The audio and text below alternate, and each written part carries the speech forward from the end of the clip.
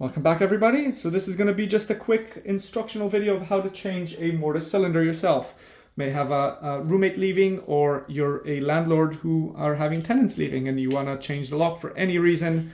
Very, very simple. We need a few things in advance, which would be a new cylinder. So this is how they look when you purchase them from the shop. This particular size is 1 1/8 in length. It is the most common size for most apartments, unless you have a thicker than usual door.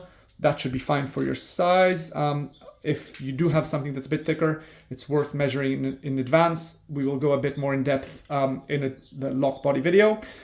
So what are we looking for? There are quite a few screws in the lock body, which could be a bit daunting, but there is a tell.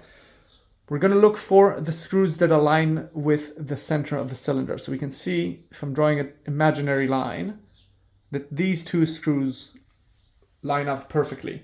So there's one for each side. And this particular instance, the cylinder is on the left of the door, not on the right. Some doors it could be on the other side, hence why there's two screws. Some lock bodies will have a singular screw in the middle that operates both sides simultaneously. But here we are on the left. Now, good rule of thumb for this whole process, that there should be zero force involved. It should be very easy to do everything. So we're just releasing this screw slightly, just to the point where it's sticking out very, very slightly from the lock body, and taking a flat screwdriver, we can now start turning the cylinder and loosening it up. Now we're turning it counterclockwise to release. Sorry, it's a bit of an awkward angle here, but there we are. We can see it coming out, and it is in our hands. Now I'm going to put this one aside, and we're going to grab the new cylinder. I'm going to use the key for the initial turn or two, just so I can find the threading. It's just I'm using it almost as a handle.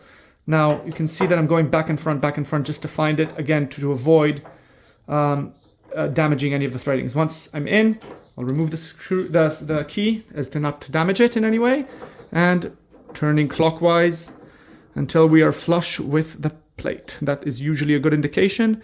You might want to go a bit deeper or a bit in.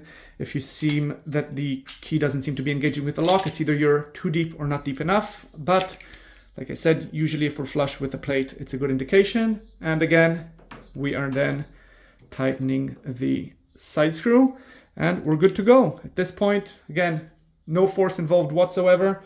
We can use the new key, turn to the left, turn to the right, and we're good to go. So that is how you change a key on a mortise cylinder. Good luck.